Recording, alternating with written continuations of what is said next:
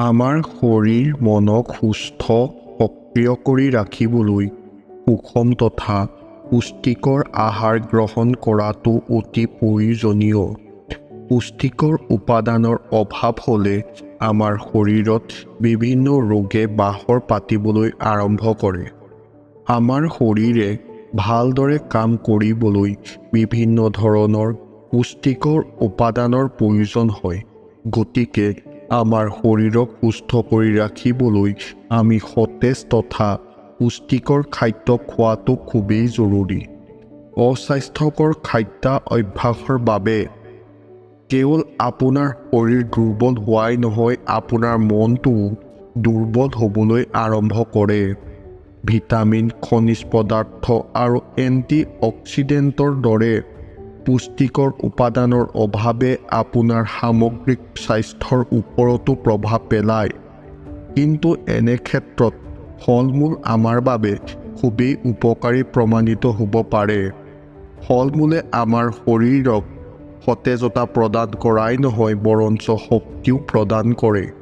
সেয়ে মন আৰু শৰীৰক সুস্থ আৰু সবল কৰি ৰখাৰ বাবে কেইবিধমান উপকাৰী ফলৰ বিষয়ে আজি জানো আহক। ১. ডালিম খাওক। ডালিম খোৱাটো স্বাস্থ্যৰ বাবে অতি উপকাৰী।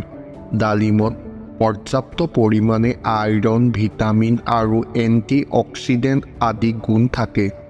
নিয়মিতভাৱে ইয়াক খালে আমাৰ শৰীৰ কেতিয়াও দুৰ্বল নহয় আৰু বহু ৰোগৰ সম্ভাৱনা দূৰ কৰাতো সহায় কৰে। ইয়াৰ উপৰিও ডালিমত পৰ্যাপ্ত পৰিমাণৰ পলিফিনল থাকে, যিয়ে মগজু আৰু স্নায়ুতন্ত্ৰক সুস্থ কৰি তোলাত সহায় কৰে। ২. কমলা খাওক। শৰীৰ সুস্থ আৰু সক্ৰিয় কৰি ৰাখিবলৈ কমলা নিয়মিতভাৱে খাব লাগে। কমলাত থকা ভিটামিন চিয়ে শৰীৰৰ ৰোগ প্ৰতিৰোধ ক্ষমতা বৃদ্ধিত সহায় কৰে। ইয়াৰ উপৰিও ডায়েটাৰী ফাইবাৰ, আইৰণ, কেলছিয়াম আদি পুষ্টিকৰ উপাদান কমলাত পোৱা যায়। নিয়মিতভাৱে খালে মন আৰু শৰীৰক সুস্থ আৰু সবল কৰি ৰখাত সহায় কৰে। ৩. কাঠবাদাম খাওক। কাঠবাদাম হৈছে এনে এবিধ শুকান ফল য'ত vitamin E, magnesium, fibre, calcium আৰু এণ্টি অক্সিডেণ্ট পোৱা যায়। কাঠবাদাম খালে মগজুৱে অক্সিডেটিভ চাপৰ পৰা ৰক্ষা পৰে। নিয়মিতভাৱে ইয়াক খালে শৰীৰ আৰু মন দীৰ্ঘদিনলৈ সক্ৰিয় আৰু সুস্থ হৈ থাকে। যদি আপুনি এই ভিডিঅ'টো চাই ভাল পালে তেন্তে ভিডিঅ'টো লাইক আৰু শ্বেয়াৰ কৰক আৰু এনেকুৱা ধৰণৰ ভিডিঅ' পাই থাকিবলৈ আমাৰ চেনেলটো ছাবস্ক্ৰাইব কৰি লওক।